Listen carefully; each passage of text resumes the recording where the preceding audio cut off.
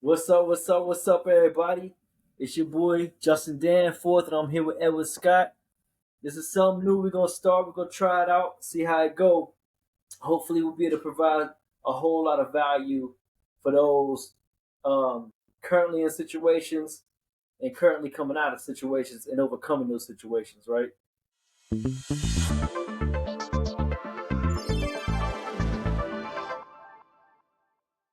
Hey, it's crazy though, bro. It's crazy, man. It's crazy how, you know, some of the stuff that we take for granted, man. You know what I mean? Cause it's just like, I was so embarrassed, man, when I went up to the line, and she was telling me, go ahead, swipe your card. I didn't know where to put the card at. I didn't know where to stick the card in. I didn't know nothing. So I felt embarrassed like hell. You know what I mean? But hey, man, like I say, through the grace of Allah, she was willing to help me. You know what I'm saying? That meant a lot. You know what I'm saying? Because first and foremost, you embarrassed to tell somebody you've been in prison anyway. Key point I want to bring up, man, for anybody who ends up listening to this, especially if they just came home. That got me through so many situations was Mm-hmm. being transparent. Yep. Everywhere I went, when I went to the bank to open up an account, when I went to Yeah. the dealership to get a car, Yeah. everywhere I went, that's the first thing out of my mouth. Like Mm-hmm. I'm like, hey, listen, I was locked up for X amount of time. I was locked up for 14 years and 4 months. So I'm like, I just came home. I was locked up for 14 years and 4 months. This is all new to me. Treat me like a 4 year old. And they're like, no, don't worry. Here, da, da, da. And they so quick to help. Instead Yeah. of you sounding like a prick or a penis head Yeah. asking a bunch of Yeah. questions, and Yeah. they're looking at you like you wasting their time or trying to play games. Right. Right. As Right. soon as as soon as you break that, man, it's they Yeah. love that help. Like That's you true. go above and beyond. Then Yeah. That's true. I had a woman at Home Depot. You remember I was doing landscaping when I Mm-hmm. came home. I was doing landscaping with Wendy and Mecca, and so I used to go to Home Depot like every day. So I went to Home Depot. And I'm standing in line, and I look over and I see coffee, a coffee setup, Yeah. a setup for coffee, and I'm I know like, you love that, didn't you? yes, you know I love it. So I get up there. I said, is the coffee over there free for us or is that for y'all? Right. Now look how she tried to carry me. She go, now you know that coffee is for y'all. I'm like, hold on, slow down. Like Yeah. she was nasty. I was like, hold Yeah. on, slow down. I just came home. I'm not you. I don't know that coffee. If the way my life goes, I go Yeah. over there and try to get a cup of coffee. I'm gonna Exactly. need handcuffs because y'all gonna say I stole some coffee or I'm somewhere I ain't supposed to be. Mm-hmm. Right? So she was like, just came home from where? I'm like, I just came home from prison. I did 14 years and 4 months. I just want to know, can I get a cup of coffee? Do I got to pay for it? Do I pay you for it now and go get it? Like, how does it work? Right. I want some coffee. So she was like, nah, the coffee's complimentary. It's free for customers. I was like, cool, thank you. She was like, I'm in school for criminal justice, like a paralegal for criminal justice or whatever. I don't know the name of the degree, right? Right. So I'm like, cool. I said, well, since that's your field, I'd highly recommend you read a book by Brian Stevenson, right? Mm. Oh man, I can't think of the name I of the know book. Mercy. Yes, Just Mercy. Yeah. So I was like, I said, read the book, blah blah blah. She was like, oh, okay, cool. So she was like, so what do you do? And I'm like, well, I do landscaping and I'm personal fitness trainer. She was like, I'm talking about she hollered loud to the girl way over here that worked with her, like her coworker. It was like, Yeah. hey, Mama, he's a personal fitness trainer. She come run over there. She turned around. She like, can you help me get rid of this back fat? And I was like, man, they crazy. They wild out here. Okay, cool. I'm like, yeah, we could, here, call me. We'll set up a consultation, a free consultation, and we'll get busy. So one ended up hiring me as a personal fitness trainer, and the other one didn't. And it all started from now. The point of that story was it all started from me saying, "Look, I just came home. Yeah. Know if that coffee's free or not." Yeah. Yeah. You see what I'm saying? Yeah. Hey, it's crazy because being incarcerated, the first thing you think is if I tell somebody I've been in prison, they're gonna be scared. They don't want to talk to me. Or they're gonna be nervous around me. But man, you'd be surprised how many people you can say, look, I did know an enormous amount of time in prison. But what you doing now? I'm a peer support specialist. I'm a community health worker. I got my own business. I'm doing this. I'm doing that. And they'd be like, wow. It's funny you said that because I had a conversation with someone yesterday at Starbucks. 'Cause I love my coffee too. So and I was at Starbucks and I was just sitting there. It was like community-based landscaper. You do landscaping? I said, yes, ma'am. We started talking, and she was telling me that she wanted to become a peer support specialist right down my alley. Right down my alley. When she said that, I said, yeah, that's a great um profession. I said, matter of fact, I'm a peer support specialist. She said, yeah. She said, are you experienced? I said, yes, ma'am. I'm experienced. I did 29 years and 8 months in incarceration. She said, wow. I said, I'm also a community health worker too as well. And I hire, women and females coming out of incarceration with my co-owner, which is Memphis, same guy, you work with Wendy.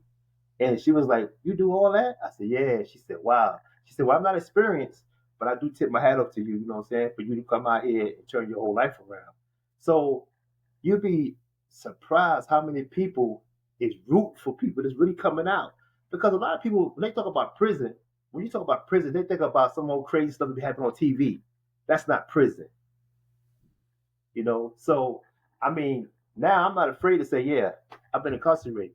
You would be surprised. People say, you've been incarcerated? Come to my church. Speak to people in my church. Or come to the Boys and Girls Club. Speak to the youth.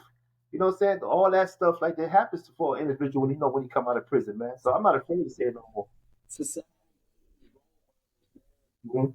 and nobody wants to listen to somebody who they can't relate to. Right, Like if I had knee surgery and you had knee surgery, we can conversate and talk all day long. But right. if I had knee surgery, you never had knee surgery, you don't want to hear it. You don't want to hear, even if you're going up for knee surgery, you might have a couple questions Yeah, out of fear, like what to expect. But for the yeah. most part, you don't want to hear about what I went, my knee surgery. That's You right. can't relate to it. That's right. That's right. And so when people know that you would like you was not you per se, when people know that an individual, you know, was a drunk, an alcoholic, Mhm. woke up and throw up, had blackouts, did this or did that, and they're trying to kick the drink.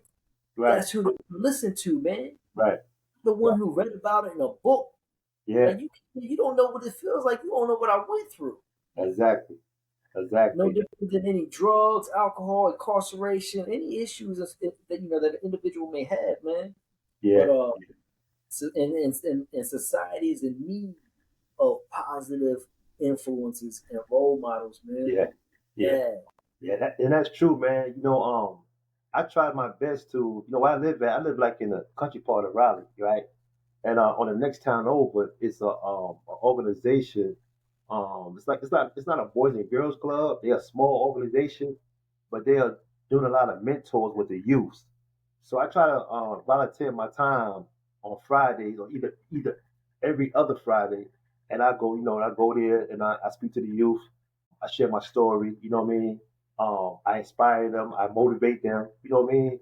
That the life that I live coming up, that I don't want them to live the same life that I did when I was coming up. You know what I mean? So I didn't get a chance this Friday because they went to the beach. That's one thing I like about this little small organization. And the name, I really don't have the name they named yet because it's so small, but it's a beautiful community of young, intelligent kids that's trying their best, and they smart, trying their best to overcome the difficulties that they are dealing with within life. You know what I'm saying? It's one little girl, I forgot her name, and she is so smart, and she was talking about how she see the struggles that her mother go through that keeps her focused on her journey. And when she said that, I looked at her little girl, I was like, you know what? You are a smart little young lady, man. Keep that up. Keep that that same mindset. So that's what I do just on Fridays. I go there, it's like about like 10, about 4 girls and like, about 6 boys. You know what I'm saying? The young lady that run it, she went to Central University. Now she worked for Central. You know what I'm saying? So it's just so amazing because about 2 3 weeks ago she had a community resource fair and she had different types of vendors there with different types of organization, and she wanted Wounded Healers to come and SWIT, which is run by Mecca and Tommy, come out there, and we also had community based banners up and stuff like that because we're trying our best to get all that stuff out there. I know we deviating a little bit, but the challenges, but we're gonna get back on there. Um, but we went down there. It was so beautiful to see all these different people trying to help the people out in the community and also help the youth at the same time. You know what I'm saying? Because they go through challenges too. Yeah. Oh, You for know what I'm sure. saying? So, but it was just a beautiful thing, man. But I'm gonna tell you another challenge that was real hectic for me. When I first got out of prison, I went to the transitional house because I heard these stories. You know what I'm saying, that it would be hard to find housing. A lot of landlords don't want to, rent a house to you or rent an apartment to you because of your criminal background, which is true, which is true. But now, with that said, I'm gonna get back on what I was talking about. With that said, what I try to do now is I try to advocate for people that's coming out of prison with different landlords now about second chance. You know what I'm saying? Trying to help others that's coming out, or even the ones that's already out. They have records to try to be more open minded of individuals that's coming out that need housing. You know what I'm saying? Because when you're in prison, the main thing you want to have is a safe way to stay, a job, and a car. Doing some of the main things that you that you want to have. So when I went to the transitional house, I stayed about like 9 months, and I applied for so many different housing. But the beautiful thing about my situation, I know people. My support system is real vast. You know what I'm saying? So I knew people. I could have went straight into apartment. I had the opportunity, but I met my wife. You know what I'm saying? She was always settled, and we got married. I moved in with her. Let's break that down though, Hmm. because you got released in the state of North Carolina, Hmm. but you're not from the state of North Carolina, You're not. and you said you knew a lot of people. Your support team is vast, Hmm. but you did right at 30 years in prison. Hmm. You didn't have that support team Nope. for 30 years in prison. So Nope. my point is, why I'm bringing this out and drawing this about is for people to understand you were networking and Mhm. growing a support team prior to ever coming home, Exactly. Exactly. right? Okay. I just Exactly. want to, because I Yeah. did the same thing. Yeah. I didn't have nobody either. And Right. you were doing the time with me. Right. We did time on multiple camps together. Exactly. So it's like, that has to be, there's certain things individuals have to establish Hmm. long before ever coming home. That's And true. that's even on top of, changing their mindset. Right. From which that's a whole topic for Right. another recording, right? Another episode. Changing, there's things you got to start implementing and putting in place long before time is Hmm. due, Hmm. or you be Yeah. standing there butt naked with nothing. Got that right. Got that right. And that's exactly what I did. My transition, I think I was about 15 years in before I really started changing my life. You know what I mean? I had a life sentence. So it was like, You got man, all the time in the world to yeah, change. man. You know what I'm saying? I mean, what's the difference? I mean, I ain't go home anyway. But when I began to see people actually getting out with life sentences, I said, hold up, man, hold up. You tripping. You know what I'm saying? You better find your way, man, because one day you might get out of here one day. But I'm saying the beautiful thing about my whole transition, me finding Islam, that was the biggest thing about my whole transition. And I believe that if I didn't find Islam, I'd probably still be stuck. You know what I'm saying? Um, but me finding Islam and it's opening my eyes to different avenues, showing me Islam is showing me how to navigate through so much other stuff that I was dealing with. And I'm talking about, man, it became a beautiful thing for me, man, because it turned my whole life around, man. You know what I'm saying? That frown that I had that was down, you know what I'm saying? It was up now. And people was actually loving this smile, man, loving who I was. You know what I'm saying? The change in me. I can remember, this is no lie, Justin. I can remember sitting across from my grandmother. I never forget this right here, man. And I was scared to tell her that I was Muslim. I was scared, you know what I mean? Because I grew up Christian, you know what I mean? So, and like I said, I don't got nothing against nobody's way of life at all. You know what I mean? To each his own. So when I told her, I said, girl, I got something to tell you. She was like, what you got to tell me, baby? I said, I'm Muslim now. She said, for real? No, but mind you, let me back up a little bit. But mind you, I'm from Brooklyn, New York. So half of my block was Muslim and half of my block was Christian. Yeah. So I had the best of both worlds. I go to Jummah service on Friday. I go to church on Sunday. So I'm already familiar with what was going on anyway. So when I breached the dean in prison and I told my grandma, no, she told me, man, I'll never forget. She said, baby, I'm happy for you because I love who you are today. And if Islam changed you the way it's changed you, more power to you. And when she said that, it gave me more notches of faith up under my belt to continue to strive within the deen the best I can. You know what I mean? Yeah. And like you said, that's another conversation that we could talk about, when it comes to Islam. But yeah, man, it's a beautiful thing, man, to be able to, really see who you really are. You know what I mean? My transition started a long time ago. It didn't start when I got out. It started a long time ago. So let's bring up the second point. The first was using your debit card when you come home. What's the second major struggle that you had when you first came home? Housing, at first housing. You know what I mean? That was the Okay. second one. Yeah, it was Touched on that housing. a little bit. Yeah, you touched on that a little bit with the transition, but going into the transition house wasn't the struggle. That was the easy.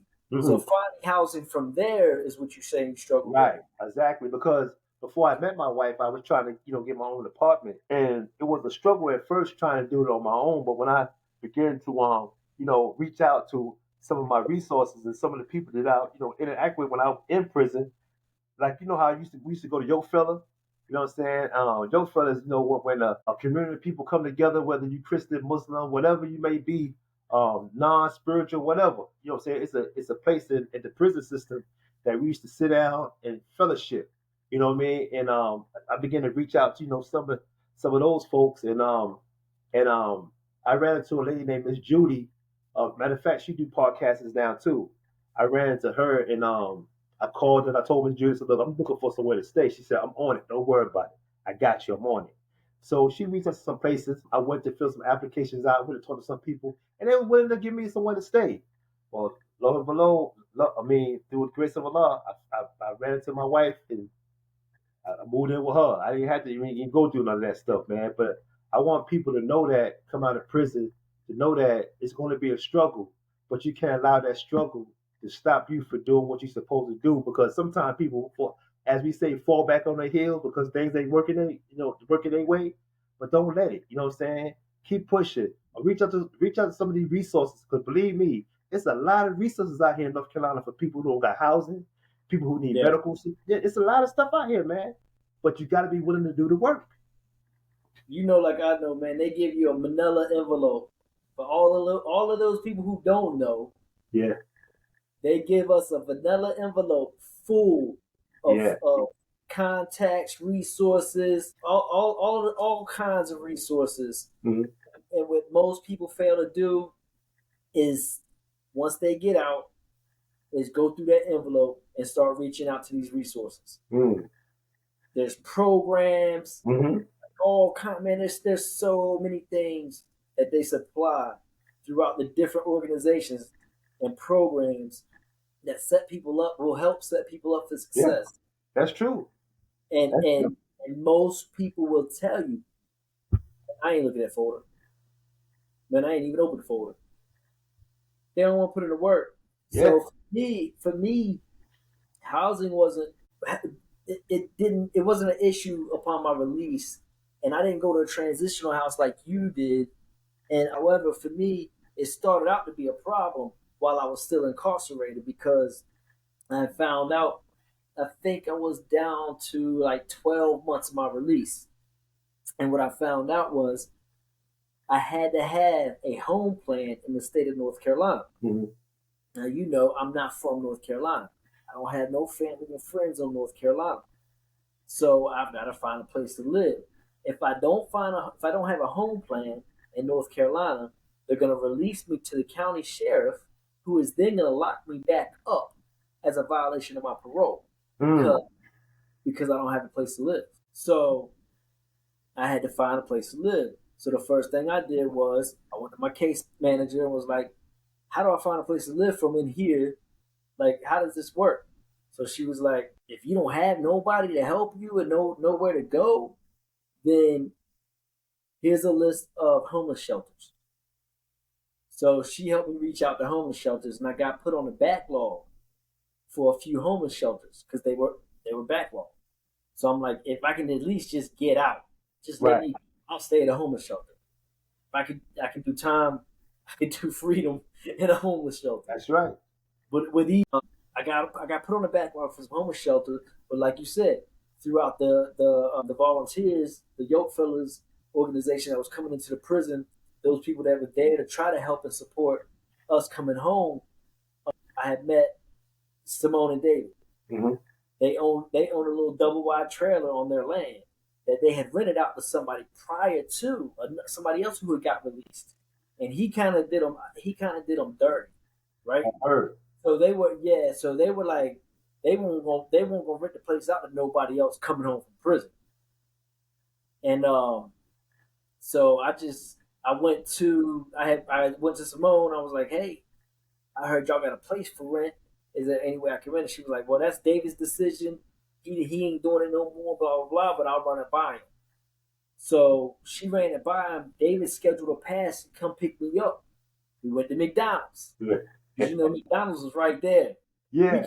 And so for y'all listening, we were in a minimum custody facility, open dorm, a little bit more freedom. We were still incarcerated, but there were more privileges that we were allotted. Like they had work release, community volunteer passes where we could go into the community, things like that. So we were where the facility was at, sitting on the prison yard.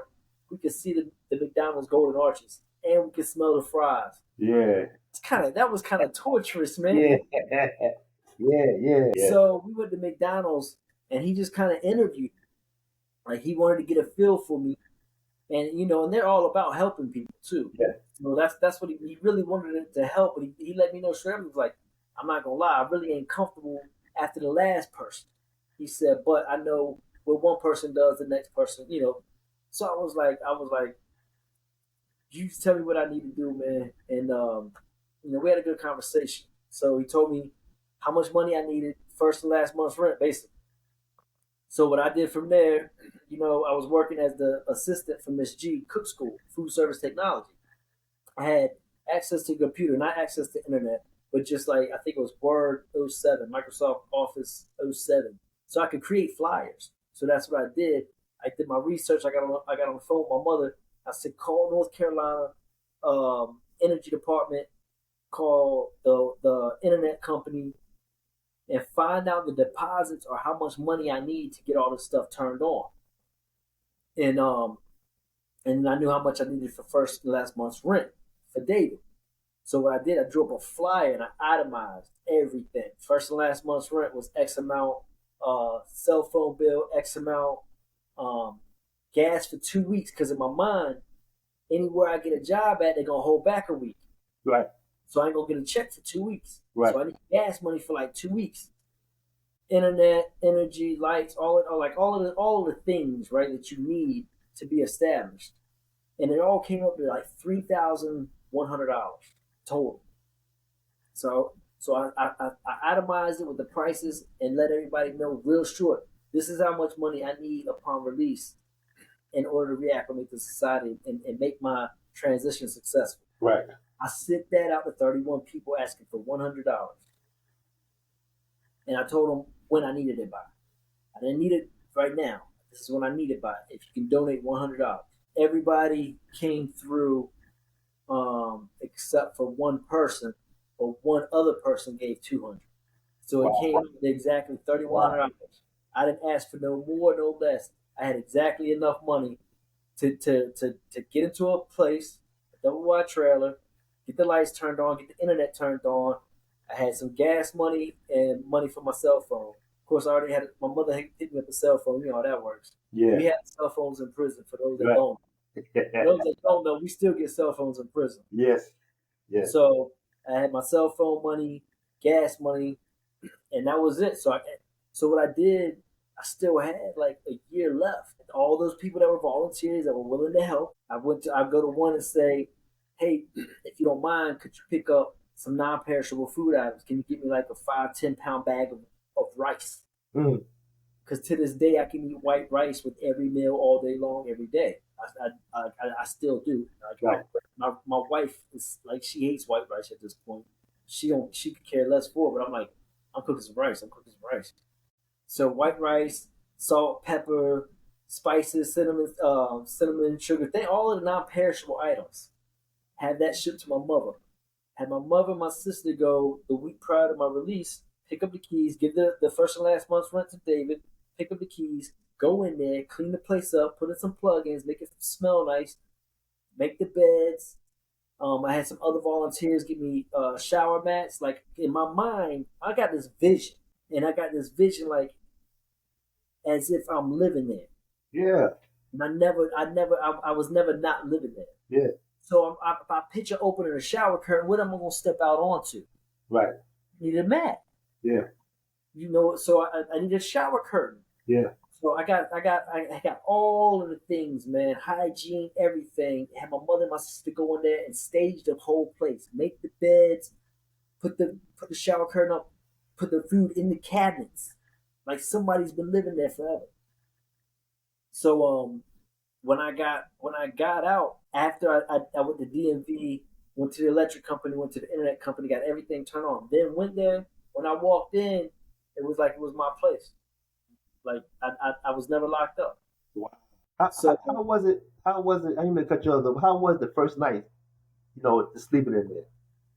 first night sleeping in there, it was weird, man. I don't even know. I don't think I really slept that good, but I still got up at 3 in the morning and went to the gym in Raleigh because Mecca, Mecca got out 9 months before I did. Mm-hmm. So he already had he was doing personal fitness training. He had memberships to like 5 different gyms.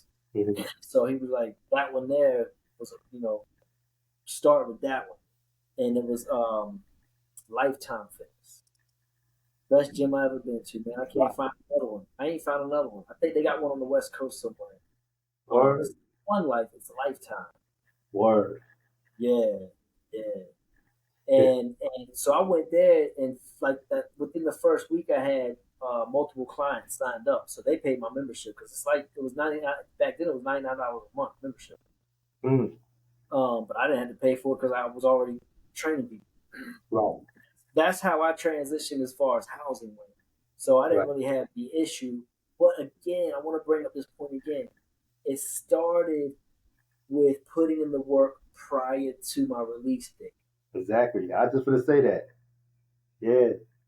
Yeah, you did. Started putting in the work, doing the research, Yeah. writing letters, sending out mail. Like I see so many you already know you did twice the Yeah. amount I did. Like so many dudes are gonna wait till their last 90 days to start Yeah. working out, or their Yeah. last days to try to figure out what they're gonna do. Yeah. That's true. That's true. It was a guy. I got a call from the same lady I was telling you that went to Central. They got the little boys and girls club organization in Zebulon, right down the street from me, and she connected with a guy with me. I forgot his name, and when he called me, his son was in Virginia locked up, but he's from North Carolina. So when he called me, he was like, Wendy gave me your number. She said that you got resources that I could connect to help my son. Say get get housing here in North Carolina. I said, yeah, I probably can help him out. Tell me a little bit about yourself and a little bit about your son. He told me a little about himself. He said, so I asked him after he told me about his son. I said, when your son get out? Guess what he said? He said 3 weeks. I said, huh? I said, so you want me to become a magician, huh? Exactly. Because that's not gonna happen, man. I said, why you wait so late? You knew he knew that he was coming back to North Carolina, or he knew he wanted to come back to North Carolina. You wanted him to come to North Carolina. But I got one more question, and I asked. I said, why he can't come home to you? And I noticed that a lot of people that burnt them bridges, man, they can't come back to where they was born and raised from. But one thing I do love about parents that's even though they don't want their kids to come back there, they still try to fight for them, find somewhere to stay. But the thing is, he can't wait to the last minute though. You No. know? No. So housing, you had the first one was using your debit card was a struggle. a major struggle. Second one was housing for you. What was the third major struggle? Getting my license, man. I think I failed that test 3 times, man, before I got it. How you failed the test three times, Man, man? nervous. I'm gonna tell you, nervous and kind of like frustrated about the people that's that's running the license plates, man. The DMV people, man, because they was acting like security guards, like officers and stuff like that, man. You know what I mean? So they had me all shook a little bit. Like when I first went to the one in Durham, I went up. I think it was on Miami Boulevard. I went to the one. You had to do a. So I made my appointment for the first one, right? So I go there, and I don't know how to. You got to stand in this line. You got to stand on this line right here. You know what I'm saying? So the lady come out, and start letting everybody in. She like, "What you here for?" I said, "I'm here for my license. I'm trying to get my license." She said, "Why are you in this line?" I said, because I don't know. I mean, what line do I supposed to be in? You supposed to be over here. So first thing clicked in my mind was, damn, is she a CO? That's the first thing clicked in my mind. I'm back in prison. You know what I'm saying? Not realizing the sun is shining on me. I'm outside. I got street clothes on, but it just took me somewhere, man. You know what I mean? So when I get in there, my whole mind is twisted because I'm nervous. I'm trying to hurry up take this test. I'm looking at her. She's looking at me. You know what I'm saying? I failed it. Now my mindset is so messed up. I go back again 3 weeks later, failed it again. Now I'm not using my common sense. The test is not but common sense, really. So after the third time, I got more comfortable. I said, you know what? Scottso, man, just relax, man. It's a common sense test. It ain't that hard, but you overthinking it. You know what I mean? You overreading things. Just relax. I don't studied and everything. I mean, and you could go on online and you can get the tests right there online, and just study the tests. You know what I mean? So I got the tests online because the book kind of confused me a little bit. So I left the book alone, went online, got the tests off the line, started studying the tests that was online. My fourth time went there, aced it. You know what I'm saying? I was more comfortable because, like I said, the first time I went, man, she had me all nervous. You know what I'm saying? I feel like I was back in prison. You know what I'm saying? She was treating me like she knew I was locked up or something. You know what I mean? But anyway, that was a struggle for me, man. My license was a struggle, man. But when I got her, shoot, boy, I was so happy, man. You couldn't tell me nothing, man. You couldn't tell me nothing. So for me, I don't know if you remember this or not, but so my bunkie was Stanley Chastain. I remember. You feel me, right? You remember Stanley. So what happened? He had got the book because he was getting ready to go home, Right. and I think he went home probably a good year before I did. But he had got the book to study, and that's all he would do day and night. You know, he's older than me. He might be about around your age, but he's studying the book day and night. I'm like, dang, that test might be hard, man. So I asked him I was like, Stanley, man, when you go home, can I have that book, man? I'm gonna need to study it, so I can get my test when I get my license. So he was like, yeah, I got two of them. I was like, all right. So he went home. He gave me one of the books, and I think he took another one with him to keep studying. Like that's how much he was studying. But he gave me one book. So like, I think it was a few. It was within my last 30 days. Mm-hmm. I started studying the book heavy. Well, within the last 60 days, because when I got to my last 30 days, I had Tom schedule me a pass to go to DMV. Oh, word? I went to DMV on a pass, and I Wow. took the written. There's three tests back then. Yeah. It was anyway the written and the eye exam. Right. All only other test I had to take was the actual behind the wheel. And the only Right. reason I couldn't take that was because I was, incarcerated. But I had two tests, and they're good for. I think they're good for 45 days. I got 30 days left. I got two tests I already passed.